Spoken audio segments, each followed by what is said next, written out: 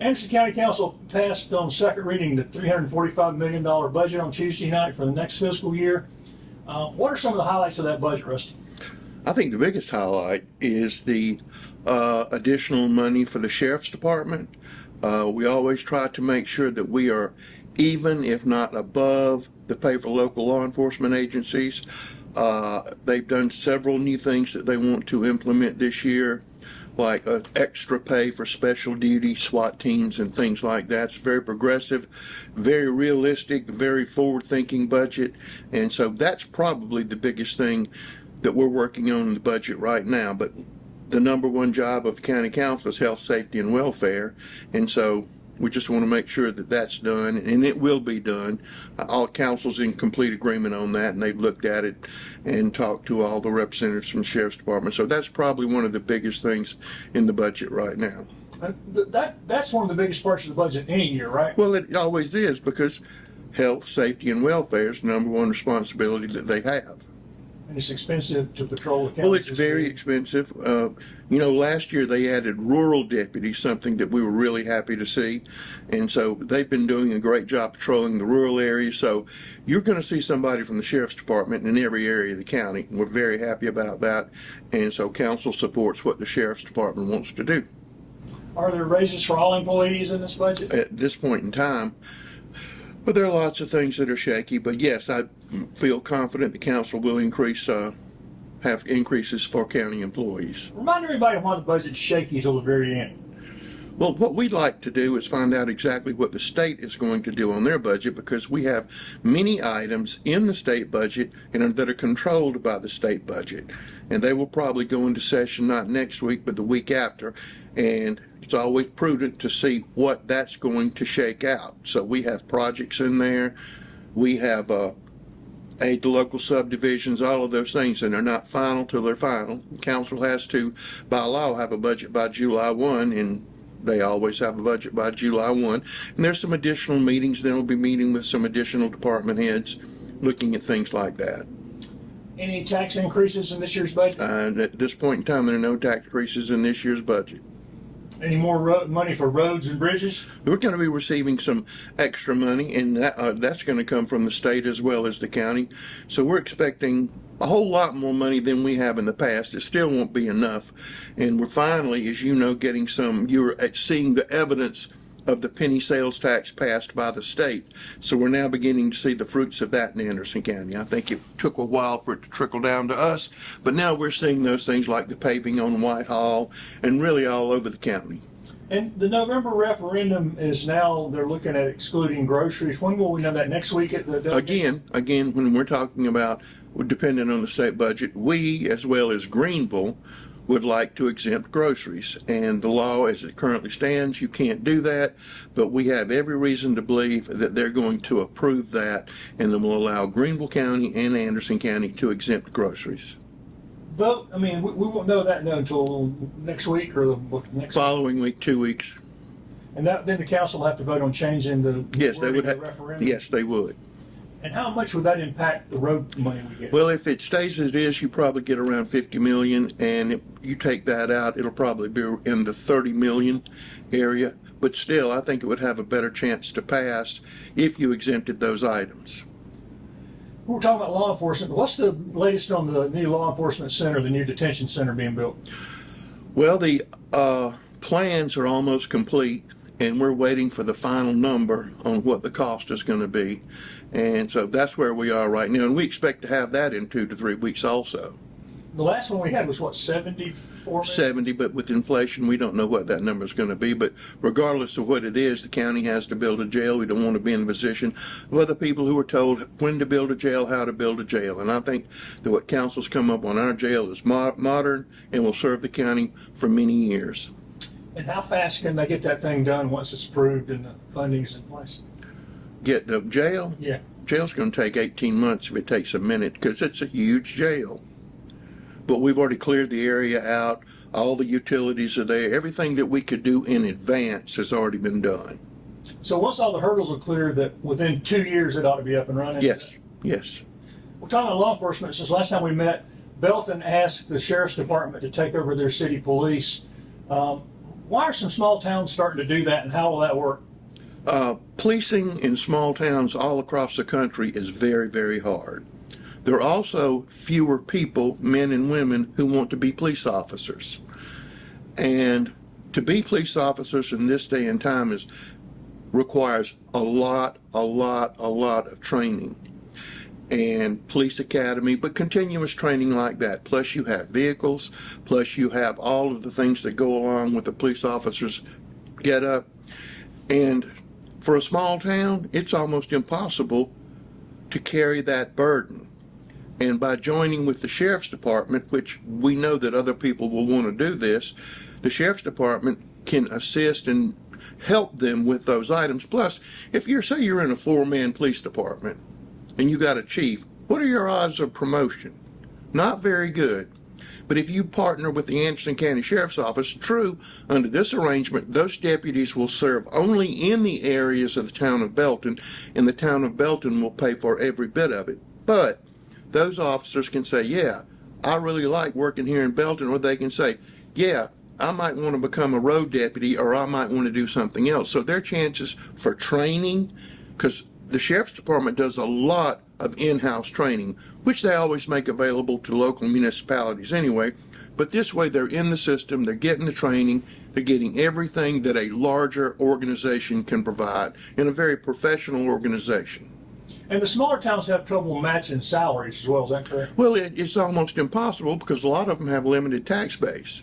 The other big news, I think, since last we met was the significant movement at the Chicola Mill and Honeypath. Let's talk about the $2.65 million grant from EPA, and didn't Senator Mike Gambrill and Representative West get another $1 million?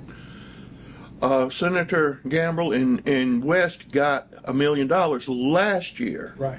But we used that $1 million to leverage to get this $2.3 million. So the 2.3 will do the basic cleanup, which needs to be done, and then we will get into the redevelopment stage, which we already have some conceptual drawings on how the Chicola Mill Village could look. It's going to be a great project. It's going to take a little time, but we're moving out rapidly right now. And how will that help transform that area? Because it's just been vacant a long Well, time. it looked like a bombed out area. And it had a lot of vandalism, and people would periodically set it on fire. So instead of having that bombed out area, you're going to have a nice village within a village. And I think it's going to help everybody in that town and help that whole neighborhood. One other thing I think a lot of people didn't think about much about until the recent news was the Anderson grain elevator expansion. Kind of reminded everybody that ag is still a big industry in Anderson County. What will this expansion do, and how important is agriculture to the county's economy right now? The old county motto, where agriculture and industry meet forever and a day. And people forget about that, but it is still very, very true. If you look at the agricultural community in Anderson County, it's tremendous. And it'll remain to be a tremendous part of the economy. But that grain elevator will serve everybody within a 100-mile radius. And it was done with a grant from the Department of Agriculture to the Farm Bureau. And in addition to adding more storage, which they desperately need, they're also going to be dressing up that whole area. So in that section, when you ride by there, you have those storage bins over there, but they're going to have a brand new office/store. It's really going to look good, and it's going to provide a purpose. Not only will it serve, people in South Carolina, but you'll have people from Georgia, North Georgia coming over here to use that facility. And we just think it's a great economic boon to the county. And you were there, and you saw the number of people involved in agriculture there. It was a great day for Anderson County, and we're very happy about that. And it kind of predates even the Farm Bureau a little bit. Mr. McLeese and a group of local citizens saw the need and got together and did it. And it was a homegrown enterprise, and it's still going strong, and it's going to go even stronger now. And it's really, like I said, going to dress up that part of Whitehall. Just we're excited about it all the way around. Those are the kind of things that seem to have legs and last, that local citizens see a need, put together a group and get it done. Well, there's so many things that local citizens did a long time ago that last. I went to the 90th birthday party, Commercial Bank in Honeypath. It was formed in 1934. And this is right after the crash. This is 1934. Not a great time to start a bank. Not a great time to start a bank. But some local citizens got together and said, we need a bank and we need to start one because nobody's coming here to help us do this. So 90 years later, it's still going. And you're right, there are a lot of instances of that happening. Since last time we met, there have been a lot of events. Saluda River Rally had perfect weather, big crowd.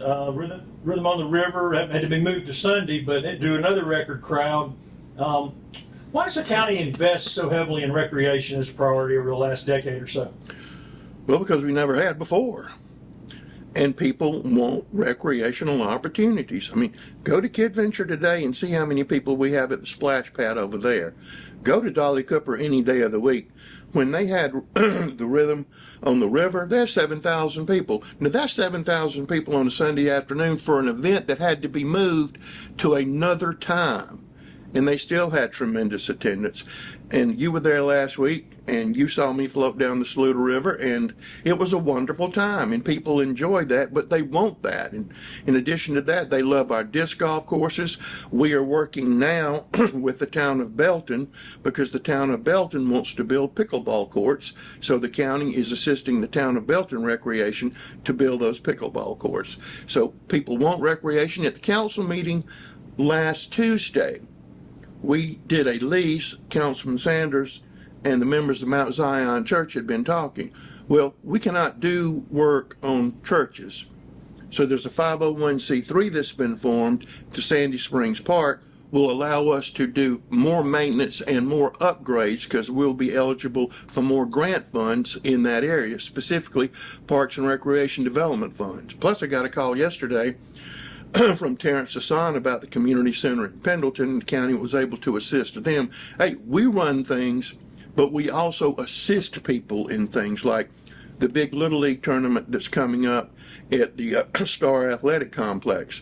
They're running that, but we're assisting them with money and efforts like that. I just was at a TTI this morning for an event, and this fella came walking up, and he said he'd been at the Veterans Fishing event, and that was a couple of weeks ago, where they took a lot of private boat owners took veterans fishing. Didn't cost anybody anything, and he was one of the guys who took a veterans fishing, and he absolutely loved it. This week at Green Pond, again, not to just keep thinking of Green Pond as a fishing venue, is the county is letting Meals on Wheels have their biggest fundraiser of the year. You say, well, why are we doing that? Well, this is their biggest fundraiser. What do? They feed people. But it's also a recreational activity, and people look for those things. I remember 3 weeks ago, we had 3 festivals going on in 3 different towns, but that's because the rain kept hitting them and they just kind of got messed up. And coming up is you have the world famous Kerry Jones Car Show, which is always a big event on Saturday morning, so that's coming up pretty quick. But people want those kind of things. People don't want to just go to work and go home and watch television. They want something to do. If you sat here and heard the number of calls that we get from people who want pickleball courts, we need more splash pads. We need to be supporting recreation wherever we can or doing it ourselves. And with all the transplants in the upstate, a lot of people discover Anderson through these events. A lot of people discover Anderson through these events. I mean, I got a thing the other day, people from Greenville, we love your Kid Venture better than anything we have. That makes you feel good. And so, you get a lot of people who come over here, and that's good for the local economy. What's the latest on the next possibly big thing, Piedmont Riverfront Park?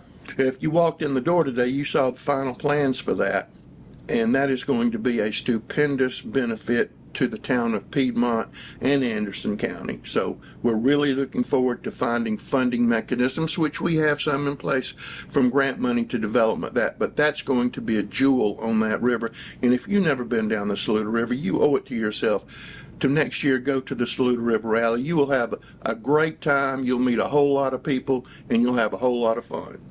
And that Piedmont Park, it's unusual. You feel like you're really pretty far out in the woods. You're that close to civilization, but you get on that river and you think you're way away from everything. Coming up, the Rock the Country Festival coming up, and this year's Celebrate's going to have music on Saturday night and Sunday night. Who's our big act? And I will be able to say that Monday. It's coming late this year. But it's already done, but we have to work that out with the Can you tell me entertainment. if it's going to be something other than country music? It will be country music. Big sigh. Anything else going on at the Civic Center this summer? Well, there's something going on at the Civic Center every day, and some large events, some smaller events, and a lot of community use. So it stays in operation almost every day of the week. The county's also announced some new economic development, most recently the one in Belton. How will that business help Belton down there? Well, Belton, because of it's one of the things that people say, why do you do economic development? We have enough jobs. Well, one time when all the textile mills were running, they said, we have enough jobs. We don't need anything. There were actually organized efforts to keep anything from coming here. And then they started collapsing one by one, and all of a sudden it was a torrent of them collapsing. So then that's why you try to have a diversified economy. You don't know when somebody's going to close their doors the next day. You do not. So you have to keep feeding that pipeline so that people will have opportunities to grow and prosper. We're very excited at taking that dead Milliken site that was paying very little tax and putting a company there that's going to provide, to begin with, around 30 jobs. That's a big deal right there. And we need to do more of that, and we try to do more of that. But no good economic development news. That was good economic news for Belton. What they're trying to do up in Pendleton, where the old oil mill was good, we're working hard to find developers. We have a developer to get the Equinox Mill moving. The piece of land across from the farmer's market, I think that's finally starting to move. Chemtex? Yeah, the old Chemtech site. How fast are we going to be able to move on Equinox? Do you know? Not fast enough to suit me, because I wish it was already done. And the Belton thing, is the infrastructure going to be okay with the big trucks and all there? Everything's fine. It's already been scoped out and looked at. We're very excited this week that Tetramer in Pendleton won a Department of Energy award, a very prestigious award, and the county assisted them when they were getting started with special considerations, and that's in the town of Pendleton, and that has just continued to pay dividends for that operation up there. Council also approved Tuesday a bid for the 5-mile sewer line on Tuesday. Why is that line so critical, and how long has it been since it's been updated or repaired? Those lines were put in off the top of my head around the 70s, okay?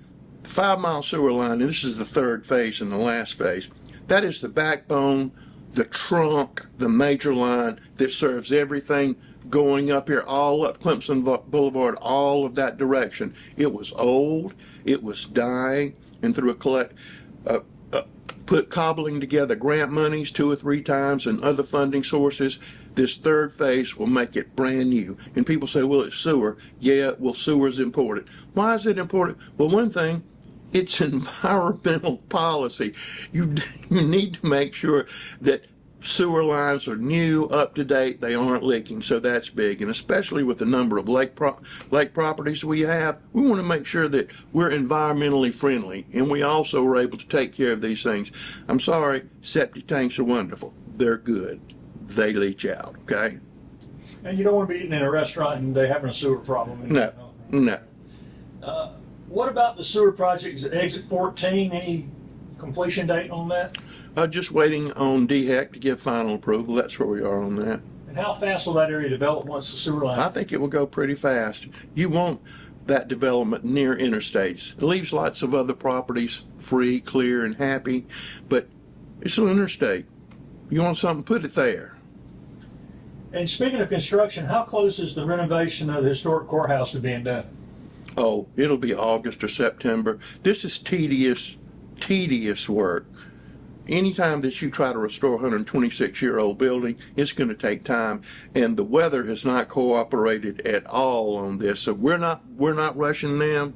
We just want them to do a really good job, so nobody will have to do it again for 126 years. Well, I know we've mentioned this. Not only have they replaced rotted timbers and roof leaks, but they're repointing the brick. They're trying to make sure everything's sound and. Oh, It's starting to look good. The places you can see they've done. Yeah, but I mean, we had one place where you could just pull out a brick. That's not good. It's not good. Any update on the mental health court? I think that they're in operation. I haven't checked with them on that lately, but I will. And that that's going to be a busy place once it gets going, I guess. It's going to be a very busy place. And seasonally, the farmers market we've talked about, but fresh produce is now the rule of the day, not just crafts and stuff. Have you heard anything about local summer tomatoes? You've been given an update? I have not received an update on summer tomatoes. They should be on the Anderson County app. I think that today is the 7th, the day after D-Day, D-Day +1 where we are, and usually you might get some in a week or two, but by the end of June we should be covered up with them, and I can't wait. Yeah, the heirloom folks down there said the end of June that told me that. So, and speaking of seasonally, as we speak today, as we talk, we are 169 days from the unofficial lighting of the Anderson County Christmas tree. It was 47 feet last year. Is it going to be taller this holiday season? We're still putting fertilizer on it, and the weather's been conducive for its growth, so yes. So we'll get over 50 feet, and that puts us about 22 feet from the Rockefeller Center tree. You got to have a goal. You got to have a dream.